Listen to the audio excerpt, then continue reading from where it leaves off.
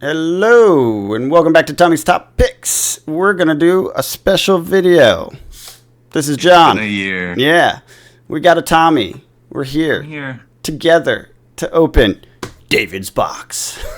Dum, dum, dum. It's been cooking for a year on the shelf as per his request. Love this guy. He's been a patron for a long time. I think Since the beginning. Yeah, I was gonna say, I think he might have been our second patron or something. He was definitely very, very early on. I think he was one of our first 5 subscribers. Definitely, yeah, and still a supporter. He's an awesome dude. We've had a lot of interactions with him. Great guy, and really appreciate his support. And this was his request. He came up with this game, and I love it. It's a lot of fun. Yeah, he buys a case and says, "Put one on the shelf. Let it cook. Let it mature." And last time we pulled some heat. Do you remember what all we pulled? I know it was some full arts or marvels. Everfest, we pulled the Grandeur. Is that what it was? Oh, that's right. It was the one Fable that I've ever pulled in my life. Let's hope we don't pull a Fable in this one, because Plague Hive is... Not as good. So I mean, it's not bad. They pay for the box, but... It's true. So anyways, we are pre-recording this a little bit, because on this actual date, I will be out of state. So we're not doing it on the exact date, but that's fine. It will all go live on the proper date. So let's get into David's box. What do we got here? Wishing you luck, David. Appreciate your support as always. Outsiders. That was a long time ago. Draft set. It's a great draft set. A year ago. It's probably in my top. I'd say it's number 3. If you ask me what I wanted to draft right now, Outsiders. First would be Heavy Hitters. Second would be Welcome to Wraith. Third would be Outsiders. Wow, WTR still holding up after all this time. It's a classic. It's a classic. It does have a very nice. It's vibe. not what I think the best is. It's what I would want to draft. Right? Yeah, fair enough. I mean, think about the other ones, right? Arcane Rising, I didn't draft too much because I came in Monarch. It's also not that draftable. Yeah. It does function, but not great. Yeah. And then Crew wasn't draftable. Monarch, I don't like Monarch. Tales of Aria has the Arcane Briar Go Burr problem. There's nothing wrong with that. No, I mean, I'd play it for nostalgia every once in a while. But, I mean, Ball Lightning's still a card, John. I know. Tales, what's next? Everfest, not draftable. Dynasty, not draftable. First Majestic. Visit the Floating Dojo. Oh, I thought that was a foil rare, but that's just a rare. That's who's playing. There we go, foil rare. Nice. Cool. Uprising was fun. Uprising was a fun draft. Maybe Uprising's 4. So here's a question. How does Uprising play out with Iyslander being LL? Does that mean it's less draftable for most people? Most shops, they don't want to open it. People wouldn't want to play it as much because a third of the cards is not... No, I don't think that comes into effect. I think people that play draft. Okay. Not that they only play draft, but they understand it. They get it.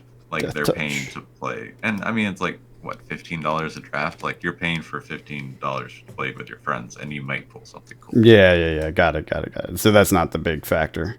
No, whenever I go to draft, I view it as $15 lost. Not lost, but spent on a fun afternoon. Yeah, it's the cost of entertainment, not the cost of cards you're going to pull. Yeah, and then sometimes you pull something shiny, and you're like, oh shit, this basically pays for the next couple months of draft. Yep. It can happen. I pulled a Balance of Justice at Heavy Hitters Sealed. Or no, maybe it was the draft. No, it was the Sealed. It was the first Sealed. It was pre-release.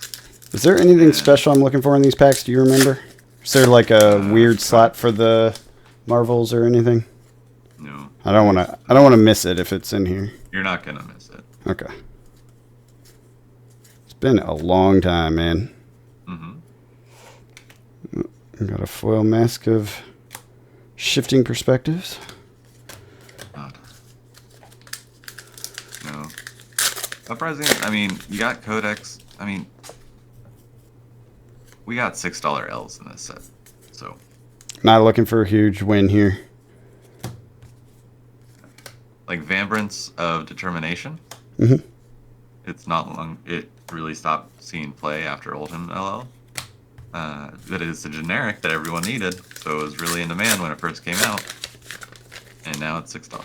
Yeah, well, that'll come back when something like an Oldhim comes back. It is, yeah. We're it's like just kinda totally crazy to see that, right? anti-fatigue right now. Yes.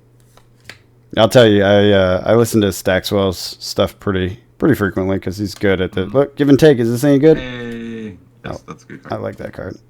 Death Touch foil, beautiful, $5 card. nice.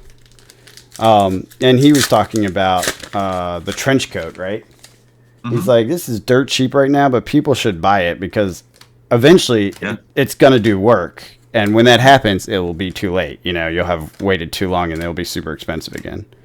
Yeah. No, I mean, I think that's a constant smart thing to do with that. Like I was saying, I forget, in a previous video or podcast, I was talking about the idea of if you come in as a new player in Flesh and Blood, and you want to compete at your local armories, and your local armory is pretty well established and has some good players, you're not going to win even if you have the cards for the best deck, just because you don't know the lines and you don't know how all the other decks your work. opponents. That's the big one in my opinion. You can know how your deck works, but you have to change. Oh, there's the cold foil. I see it. It's peeking. What do we got? Oh, cold foil. Seeker's Leggings. Well, there we go. But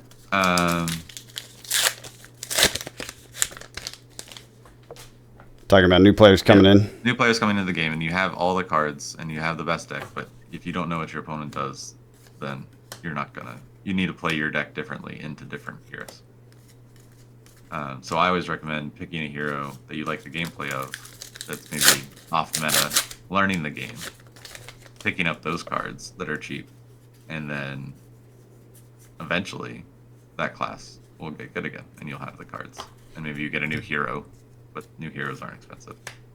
And then you can just pick that up, and you already know the basics of how the class, the core functionality of the class. Yeah, So I mean, I that think seems that's to be always the best move. path although now we have these CC starter decks, so really the move is going to be pick one of those up. If you can. Oh, sure. We'll see. We'll see how the supply goes. Limited quantities. Yeah. Lace with blood rot. That's pretty. Yeah. And then the demand for them is also going to be like, do they put stuff in it that new... I really don't think that they should put stuff in it that existing players want, but then how do you give new players the cards they need without giving existing players the cards I don't they know. want? It's a You know tricky what I mean? balance. Yeah, Yeah. we'll see what they do, and I'd rather judge on the data than on speculation. So Sure, absolutely. let's see what they do, because they've pulled some tricks off in the past that, you know, and I have faith in LSS to try something new, adjust if it doesn't work. I mean, that's been their story the whole time. So hopefully they figure something out that works, but it's a tricky balance. So we'll have to see how that goes. Yeah. I mean, it's the most demanded for product. Yeah. And maybe what they do is they do have a ton of them printed, right? And they do just slow allocations, right? Because the statement was limited allocations or limited quantity, limited allocations or whatever, but that doesn't mean they can't do it over time. Yeah. Ooh, foil M, spike trap. So I think that's a viable path, but who knows? I mean, there's a lot of unknowns at this stage. Yeah. And what heroes do you do first? That's a big question. And do you do like a set of 4 so that you can have a just precons night? Like they tried to do with, they tried to do that with the Blitz decks. I think it would be better with CC, honestly. And do they keep them all the same power level? I so hope. they can play with each other. Yeah, well, if they're doing that, I hope they do, but it's hard to say. Yeah. And can you make them the same power level, because there are all these different classes? Well, yeah, that is very tricky, but they've done it in the past with the Blitz decks at least, so they have some like history of how to do that. The question is, is that the goal? Is that what they're trying to do or not? Yeah. I think they I'll be curious could to make see it happen. How many of them come out in each set or each group? Yeah, is there going to be 1 or 2? Or is it a new kind of product that just comes with sets, or is it just alternating between sets like it is now? Well, I think it's the suspicion is that was it Victor is going to get his Olympia. Olympia is going to get his payoff card in one of these products. Yeah. So if they do the heavy hitter starter decks, They might start there. I could see that. makes sense. It's a popular set. It's new. It's recent. Also, if their power cards from the boxes are in there, I don't think that will be that bad because those are the boxes themselves are somewhat limited still. You know. Yeah. So I think that might be a good place to start, but it's hard to say. It's really hard to say what they're going to do. We'll just have to see. Gore belching. That was a fun trick card. Yeah, just looking through this, I'm like remembering some of the draft. I'm like, oh yeah, this is a fun set. It is a fun draft. All the little arrow tricks and trap triggers and stuff. Forcing Benji, going low. No, never force Benji. Always force. I know. That's what I did. Head leads the tail. It was its own little mini game. Just be like, how good of a Benji? Because it was always open. Yeah, of course.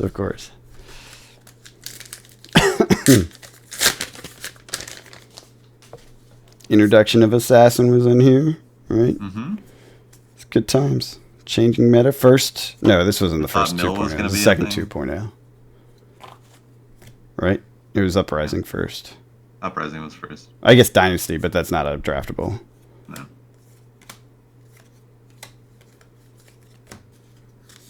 Yeah. Paper packs. I open a lot of Magic these days. There's no paper packs in Magic. Paper packs in Star Wars. No, I like it. I like paper packs. I think everyone should be doing that. And they don't have... These have been sitting, cooking on the shelf for a year. Do they still have that smell? Yeah, I mean, only if you put it up to your face, though. It's not like when you remember when we first got them and you open them and you're like, Jesus Christ, I need a vent.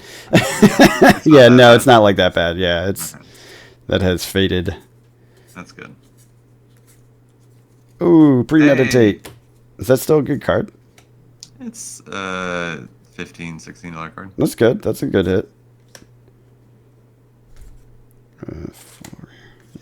Oh, Trench. Speak of the devil. Hey, extended our trench. Let's go. David, how do you always get all the luck? We love it.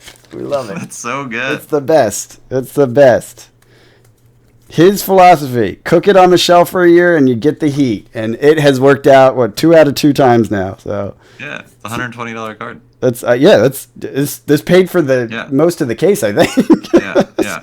So yeah, he wins. His investments pay dividends. David's the champ.